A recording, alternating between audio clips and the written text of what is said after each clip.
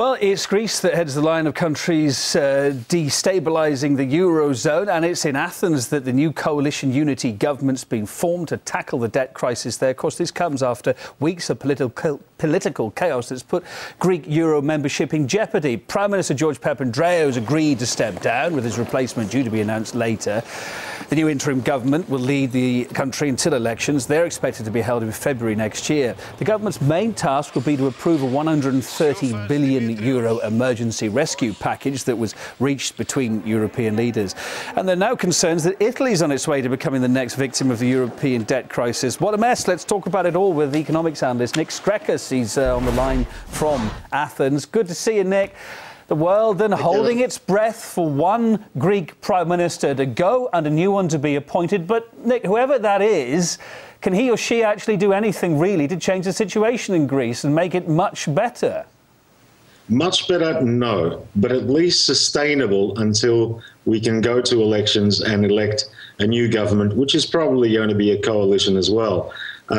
Let's face it, over the weekend, just about every sane Greek was holding his breath, hoping that this deal would be reached. And it wasn't until the late hours of yesterday that we had confirmation of it. Without it, we would have lost funding, and without it, we would have faced an economic implosion within a few months and possibly a messy Eurozone exit. So is this really, though, the golden way forward, the golden path that should be taken? I mean, is Athens doing everything it can to navigate its way out of this mess?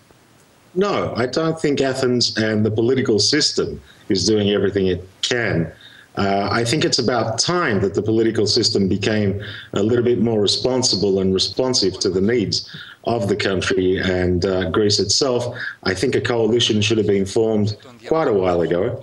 It seemed that a lot of the opposition parties were having their cake and eating it too, in the sense that they were voting for the money but never for the austerity. Nick, let me just get this straight. You're on the ground, you're in the country there. You're telling me that despite everything we have witnessed over the last few months, especially when all this trouble's been piling on top of trouble, people are worried about their wages, they're worried about getting paid, they're being laid off. You're telling me that the politicians, you think, still haven't really got the message. They're not doing everything as much as they possibly could, 100%. I think they just finally got the message in the last couple of weeks, in the sense that there were no other good options for them. And so they had to sit down and hammer out some sort of agreement for the country to be able to progress and at least not lose the funding, at least not lose that opportunity. It's about time that it happened, quite honestly. The word at everyone's lips now, of course, is contagion. Should other EU members be worried about their own economies? We'll talk about Italy specifically in a moment, but Italy aside, what about the others?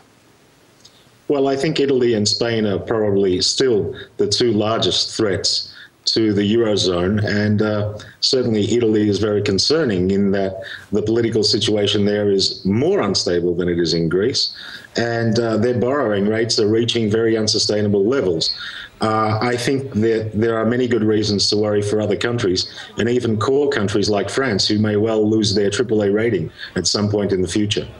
We've talked about Italy at length in the past. You just mentioned there about the cost of borrowing at an all-time high. Just reminding our viewers, it reached an all-time high today for a while. The cost of those 10-year bonds rocketing right up, getting close actually to that 7%. They say when buyers won't even want to buy, but let's worry about that in the future. Surely there's no way, though, that Athens, that Italy can be allowed to follow what Athens is doing. Italy's too big to fail, isn't it? Exactly. It's too big to fail, and there isn't enough money to save it. And the problem is that despite all of the ECB intervention that has happened in the last week, those yields just keep climbing. So it's not going to be a simple matter at all. Another question we've been saying for a long time, but, you know, as the time ticks on, it gets more and more pertinent. Can the single currency survive this crisis? Or is it time to face the unpalatable truth? A lot of people are asking this question, and abolish the project that some say was flawed from the start. It's not quite as simple as abolishing it overnight. You can't really do that in any simple situation.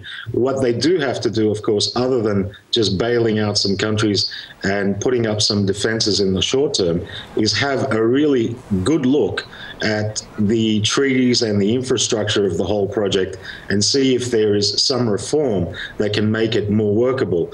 Of course, when you have 17 different very different economies and very different countries. Setting one uniform monetary policy is always going to be haphazard. And when the ECB itself can't lend to countries, then things can be very problematic. Nick Skrakos, it's always good to get your cool head and view on these things, economics analyst as you are live from Athens. Thank you very much. Thanks, Kevin.